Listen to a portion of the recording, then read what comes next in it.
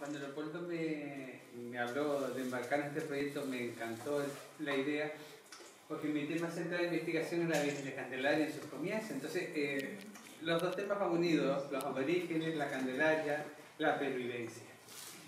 Entonces, en esta media horita voy a explicarles un poquito cuál es el sentido de este libro.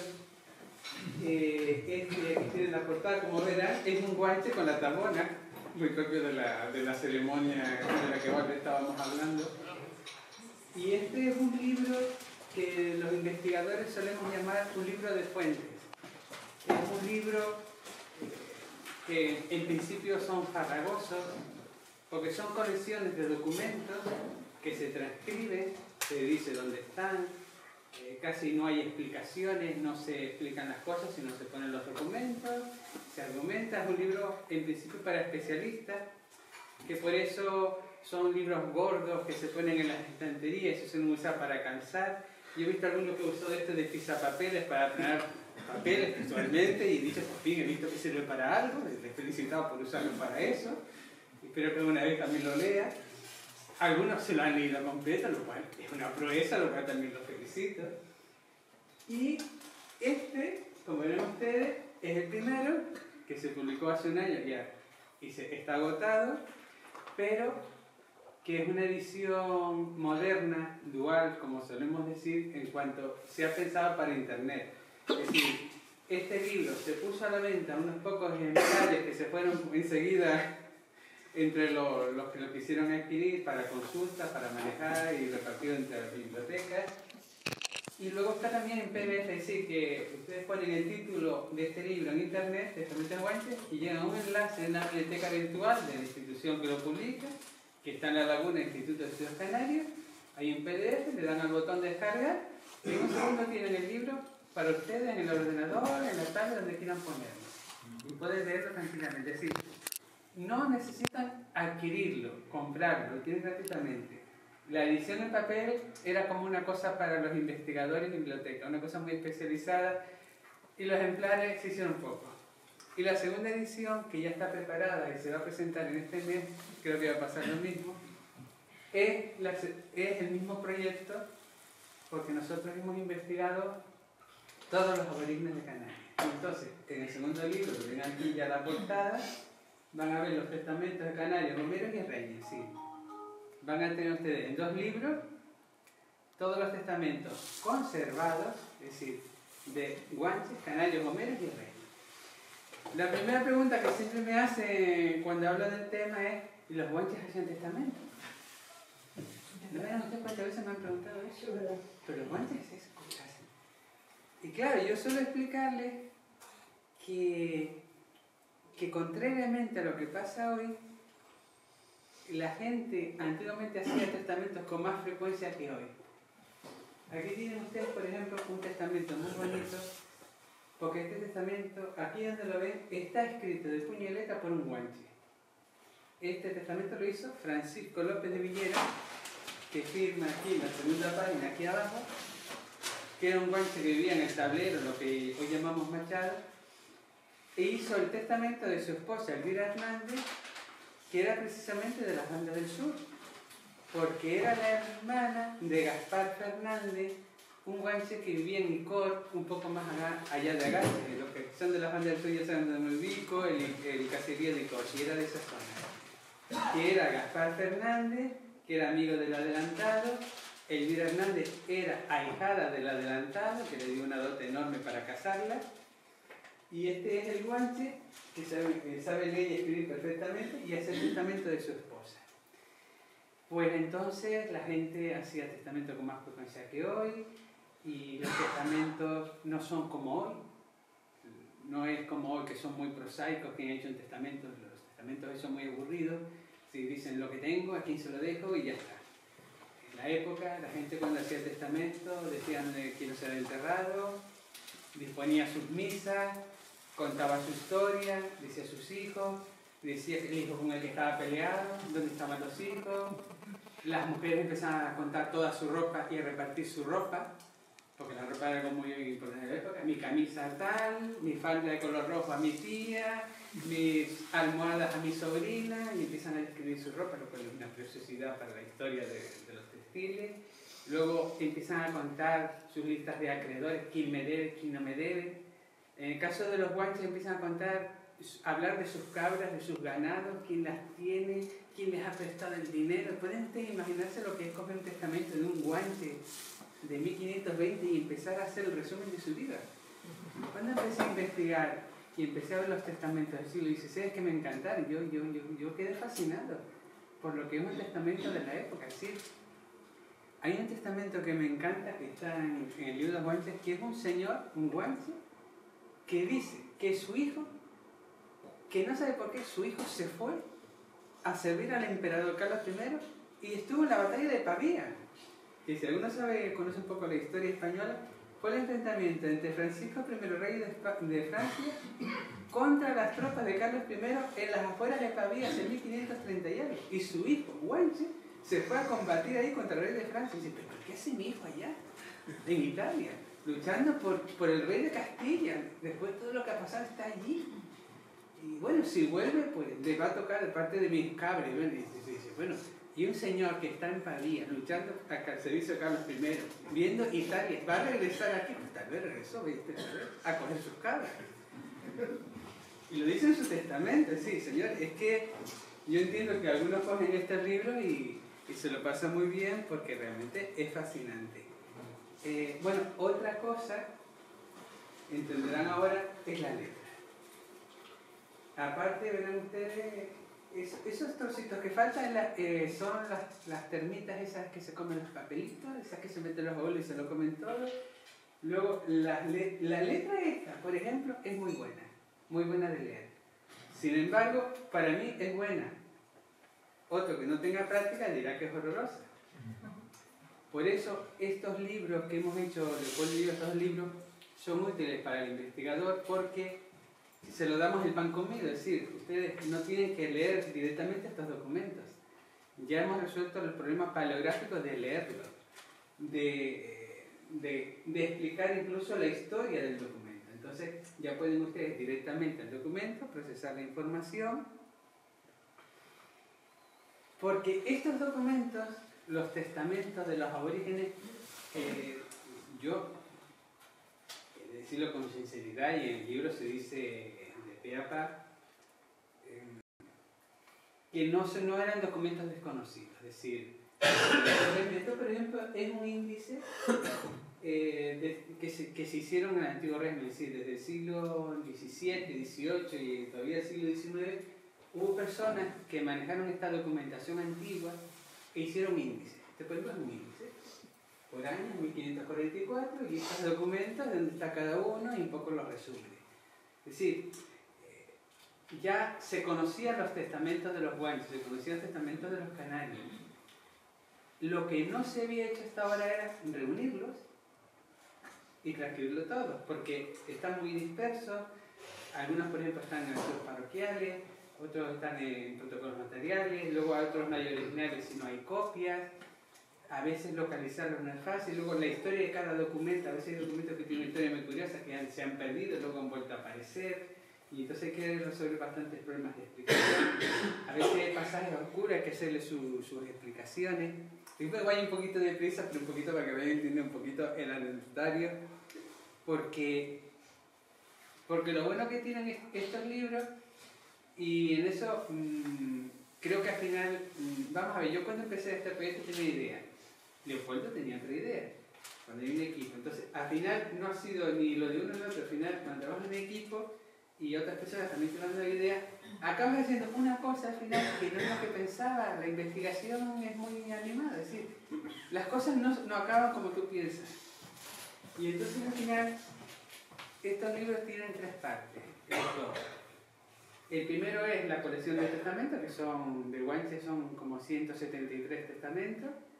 De Canarios son como 150, de Romero unos 50, que es bastante, y de Reño hay unos poquillos, como creo que 7 o 8. Verán ustedes esta parte que le gusta mucho a los que hacen genealogía, son los árboles genealógicos de los guanches. Sí, a partir de los testamentos y otros documentos hemos construido los árboles genealógicos de todos los guanches que salen en los testamentos, de su familia. Es decir, primera generación, que es la de la conquista, segunda y tercera y a veces cuarta. Y aquí abajo pueden ver ustedes todos los documentos que hemos usado para hacer estos arbolitos. Si ustedes recogen esta, hay unos códigos de colores que dicen dónde está cada documento, las citas, entonces están testamento tal, el guanche dice tal, mi hijo, mi hermano, mi madre, las cartas de dote. Otra cosa que también hemos hecho es relacionar todas las cartas de Aloerría, que son el documento que daba un señor cuando liberaba un aborigen. Sí, los guanches eran esclavos en su mayoría. Cuando eran liberados por sus patrones, les daban un documento de libertad. Pues hemos establecido la conexión entre los documentos de Aloerría y sus apellidos posteriores. Con lo cual ustedes podrán saber de quién era propietario el guanche, de quién era por tanto el liberto, de dónde viene ese guanche, si se puede, de qué mensellato, y su descendencia. Mira, por favor, pégate más el micrófono. Está muy alejado. De acuerdo. Aquí, por ejemplo ustedes, por ejemplo, este es el de los reyes de Adeje.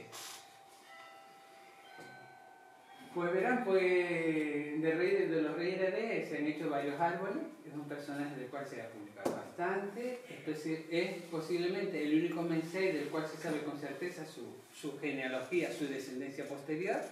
Pues además hay bastantes dudas. Pero con el árbol que hemos construido y la documentación que hemos recopilado, creemos que se confirma lo que decían los cronistas de la época, que es una cuestión que entronca con nuestra investigación de la pervivencia del mundo aborigen. Es decir, el sentido de esta investigación es comprender si los guanches lograron mantener su cultura o parte de su cultura tras la conquista. Que esto a nivel académico hay mucha controversia. La mayor parte de los académicos creen que los guanches perdieron su cultura. Yo personalmente cuando empecé esta investigación estaba en ese punto. Y lo cuento en el contrario. Pero ha sido la prueba de las evidencias la que me llevó del lado contrario. Es decir, a defender que los guanches lograron mantener parte de su cultura, lograron mantener parte de su conocimiento, de su mundo, de sus ideas e incluso de sus relaciones familiares y de clan. Y eso ha sido por la pura evidencia, es decir, a base de pruebas, es decir, pues nada, es que hay que cambiar de punto de vista, sí. Y por ejemplo, en este caso, los cronistas decían que el título de rey se transmitía de hermano a hermano y no de padre a hijo. Por eso cuando los reyes católicos conceden a los reyes guanches, los que luego se llamaron menseyes, el título de don y a sus hijos, ellos lo transmitieron a sus hijos, pero resulta ser que en el caso del rey de Adeje, con la investigación que hemos hecho, cuando muere el rey de Adeje, el que tenía el título, ya después de la conquista, el título no pasó a su hijo primogénito, sino a su hermano. Es decir, siguieron aplicando después de la conquista su estructura lógica para transmitir el título. Por eso a lo largo del antiguo régimen, los guanches y los canarios hicieron una cosa que es fascinante y que no ha sido investigada, y todavía esperando, y como no nos alcance lo sacaremos nosotros en un tercer tomo si nadie se adelanta, porque al paso que vamos nadie lo hace, que es la dinastía real. Es decir, durante 300 años hubo descendientes de los guanches que fueron a los notarios y a los jueces para demostrar que descendían de los menseyes y de los buenartenes, que son los del Gran Canaria. Y entonces ya aportaban testigos y razonaban que la línea real de Daute o la de Taoro o la de Abona les correspondía a ellos, que ellos eran de las familias reales. Entonces presentaban sus testigos, hacían sus informaciones e incluso estando en América mandaban procuradores y siguieron haciéndolo hasta el siglo XIX, mandando por ejemplo desde Venezuela para hacer las informaciones dinásticas. Nosotros somos los descendientes de los menseyes, de los buenartenes. Nosotros somos los representantes de las casas reales de los aborígenes. Que es algo que, aunque les parezca increíble, no se ha investigado científicamente ni hay una publicación. Así que ahora ustedes me dicen, bueno, ¿y eso dónde está publicado? Pues en ninguna parte. Si ven alguna referencia de publicación será negativa sobre el tema, desacreditándola. Yo personalmente ya estoy en el punto de vista contrario de que esto merece una investigación, porque ya el simple hecho de que hay unas personas que afirman que son descendientes después de 300 años de estas personas, ya merece ser investigado. Sea o no sea cierto, sino ya merece ser investigado, porque esas personas tienen esa conciencia de grupo, de identidad, de descendencia de esos grupos. Y entonces, claro, para eso vienen muy bien estos árboles que permiten hacer estas reconstrucciones, porque los aborígenes van ocultando el hecho de su naturaleza a los demás. Es decir, es un hecho común a los guanches, los canarios, todos estos grupos, viven su identidad para sí mismos, pero no la manifiestan hacia afuera. Es decir, por ejemplo, cuando ya vamos llegando a la segunda mitad del siglo XVI, los naturales son reacios a decir que lo son. Es muy difícil que vayan a un juez o a un notario y digan que son aborígenes. Lo hacen en determinadas ocasiones y por circunstancias muy precisas, pero es un hecho que van ocultando. Sin embargo, adentro de sus comunidades lo tienen muy claro, y cuando tienen que decirlo, lo dicen, lo documentan. Y no, por ejemplo, hay casos, por ejemplo, hay un caso que aparece que pusimos en el segundo libro, el de los canarios, que hay un guanche en 1591 en Lanzarote, que es un guanche de Weimar, que está en Lanzarote, y... no, perdón, de Candelaria, perdón. Es que para mí Candelaria y Weimar 16 lo mismo, sí, para mí lo construye una unidad. A mí me cuesta diferenciar Candelaria y Weimar porque en el siglo XIX es una cosa, entonces... Era lo mismo. Sí, es lo mismo. Entonces, este guanche de Weimar está en Lanzarote en 1591 y tiene que acudir al Santo Oficio a acusarse a sí mismo por una cuestión que pasó. Entonces, lo interesante es que cuando él va a acusarse, dice, yo soy de los naturales de la isla que llamaban guanches por los cuatro costados, por mis dos padres, mis cuatro abuelos, y además tengo la línea canaria por parte de madre. Y haciendo la genealogía y el árbol, es cierto, es guanche por los cuatro abuelos, pero tiene una línea canaria por los veras, que le viene por los veras de Gran Canaria, que se asentaron en Weimar, porque aquí se asentaron gomeros, canarios, y se mezclaron con los guanches. Así que el hombre lo tenía clarísimo. Y además la documentación se lo refrienda. Aquí, por ejemplo, ven, estos son las fichas, por ejemplo, Atomanzate, que es un guanche del tiempo de la conquista, todos los documentos importantes, no todos, porque si no, si no el libro hubiera sido una guía telefónica, pero ahí por lo menos pueden ver sus testamentos, cartas de dote, Simón Alzate de Weimar, por ejemplo, aquí, o de Weimar, y los documentos que refieran esto. Y luego, ya en estos minutillos para el tiempo siempre nos acusa. Este es un tema que no se había planteado nunca y que realmente a mí me sorprendió, pero que apoya toda esta cuestión de la pervivencia del mundo aborigen. Y es que sabemos que los guanches conservaron su idioma por lo menos hasta finales del siglo XVI. Si hay testimonios de que los guanches de la banda del sur hablaban su idioma. Bueno, además la prueba evidente es cuando se hacen los repartimientos de tierra, se utilizan topónimos aborígenes. Los guanches son quienes explican a los conquistadores dónde son los lugares, cuáles son los lugares. Porque si no, es imposible que los castellanos supieran cómo se llamaban los lugares en lengua aborigen. Alguien se los tiene que decir. Entonces, son estos guanches quienes se lo dicen. La sorpresa fue cuando empezamos a comprobar, porque la tercera parte del libro, se me olvidó decir, la tercera parte son las firmas y señales de los guanches. Y en el segundo, los canarios gomeros de Benicín. ¿Qué símbolo utilizaban esta gente cuando iba a hacer un documento ante el notario? Algunos sabían firmar, que es un tema fascinante, y verán, yo le, bueno, por supuesto, comentaré el libro, que lo lea, la parte de las firmas y señales es cortito, y creo que es muy interesante, porque verán ustedes cómo firmaban, cómo aprendían a leer y escribir. Algunos sabían leyes. Había, por ejemplo, dos canarios que eran procuradores y gente de leyes que iban a los tribunales en el tiempo de la conquista. Uno que era criado del adelantado, y gente que sabía leer y escribir, tenía formación jurídica. Y luego había otros guanches, por ejemplo este es Diego Bonimensi, que cuando fue el escribano, lo que puso al pie del documento fue esto. Yo desde que vi esto, caí en la cuenta de lo que pensé que era. Y esto es alfabeto masije. Y si haya visto algo de alfabeto, los trabajos sobre el tema, verá enseguida el parecido. Y entonces nosotros planteamos en el trabajo que los guanches a veces firman con letras del alfabeto amazigh, lo cual significa que conservaban la escritura no solamente en tiempo de la conquista, sino después de la conquista. Aquí, por ejemplo, tenemos, esta es la señal que utilizaba Gaspar Fernández Licor. Este ha sido uno de los descubrimientos para mí más bonitos de la investigación. Este es Gaspar Fernández, ahí el escribano puso su nombre, Gaspar Hernández, y él hizo ese garabato, que lo hemos documentado en varias ocasiones. Siempre hace el mismo garabato, que es esa curvita. Por ejemplo, esta es los símbolos que utiliza otro guanche, Juan del Hierro, que esto también nos aparece a amazigh. Yo he de decir que cuando pusimos esto en el libro lo hicimos con bastante temor porque nadie lo había planteado, nadie había documentado estas señales, porque entendemos que encontrarlas era muy difícil, porque había que rastrear mucha documentación, mover mucha documentación, identificar, descubrir que eran las firmas de ellos, y entonces planteamos que eran símbolos amazigh.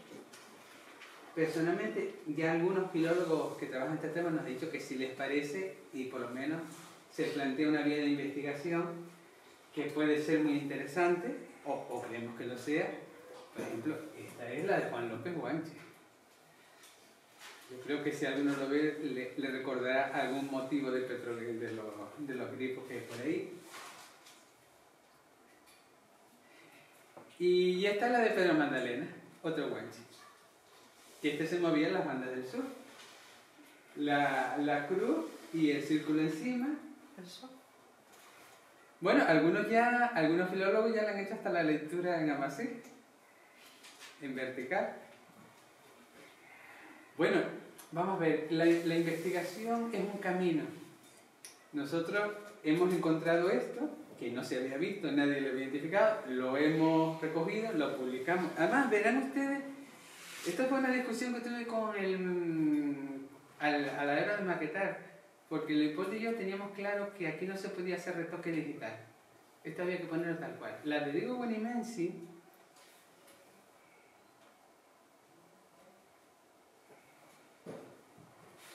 hubo que retocarla esta, porque estaba oscurísima y no había modo de verla si no se limpieza digital. Pero es la única firma o señal que se ha retocado digitalmente, pero simplemente para limpiarla, porque si no era imposible que la vieran. Esta para verla hay que verla con efectos de luz ultravioleta, porque está muy oscuro el documento. Pero todas además consideramos que un libro de fuente había que publicarla tal cual. Ya que a partir de ahora los investigadores que vienen ya saben dónde está, se dice dónde está exactamente cada cosa, y ya que vayan y juzguen. Porque además, en el segundo libro verán ustedes que damos a conocer que hay datas en los libros de repartimiento que fueron escritas directamente por los aborígenes, que es algo que tampoco se sabía. Hasta ahora se pensaba que las datas que daba don Alonso Fernández de Lugo repartiendo las tierras las hacían los castellanos portugueses, y no es así. Hemos identificado documentos de repartimiento de tierras hechos directamente por los aborígenes, sí, escritos de puño y letra por ellos, con los vocablos aborígenes escritos directamente por ellos, transliterados de su lengua a la lengua castellana, de su puño y letra, porque hemos podido identificar, claro, como hemos identificado y hemos investigado las letras de los aborígenes y sabemos la letra de cada uno de los que sabían leer y escribir, hemos podido identificar sus letras. Por lo tanto, hemos podido identificar los documentos escritos por ellos y las datas escritas por ellos que le daban adelantado para que él las firmara. Entonces, los vocablos, los topónimos aborígenes escritos por ellos mismos de su puño y letra, tal como ellos los conocían. No como los oían nosotros, sino como ellos los leían. Entonces, esto, unido a eso, creo que nos va a dar una visión nueva de todo este mundo del siglo XVI y además comprender que todavía hay muchas cosas por investigar y que los aborígenes no se hundieron en el silencio tan deprisa como nos han contado o nos contaba en la bibliografía. Que yo también tengo antepasados de Weimar, por cierto, siendo de Juliana Pérez, una guancha aquí de las bandas de Weimar. Y por ejemplo, esto ya para el momento final, esto verán ustedes, es el retrato, un retrato de Doramas que está en la iglesia de Relejo Bajo, que fue puesto ahí por los canarios de la época en 1545. Esto es la portada jacobea principal de la iglesia de la Concepción de Relejo Bajo, de 1545, donde los canarios pusieron allí el retrato Dorama, lo que pasa es que ahora está trasladado. Y aquí en la parte baja verán ustedes un símbolo de los canarios, la esvástica inscrita en un círculo, que era un símbolo que utilizaban bastantes ellos, la cruz inscrita en un círculo, que incluso en algunas señales y firmas que ellos utilizaban y que se encuentran en el Barranco de Balos en Gran Canaria, tiene la forma de la esvástica, que la esvástica es un símbolo del culto solar. Lo que pasa es que, desprovéanlo de connotaciones que después le dieron ciertas personas en el siglo XX, es un símbolo del culto al sol, es un sentido muy positivo del culto al sol y todo lo que significa el culto al sol en las antiguas culturas. Es decir, todavía en 1545 los canarios que vivían en Relejo, es decir, los descendientes de los canarios que fueron expulsados en Canarias, que los mandaron a Sevilla, que el adelantado se trajo para conquistar Tenerife, que los pobres se vinieron para poder regresar a Canarias y que se asentaron mayoritariamente en Relejo, todavía en 1545 estaban poniendo ese símbolo en la portada de la iglesia donde se enterraban. Entonces, yo les invito a leer el libro. Cuando esté colgado el segundo libro en PDF, que será en breve, porque el libro se presenta en este mes, Dios mediante, el PDF estará colgado a más tardar lo antes posible cuando se cumplan los trámites, podrán ustedes ver el libro y usarlo, como ya he visto, como pisapapeles, y si alguien les cae más se lo tiran a la cabeza y le hacen un boquete. Eso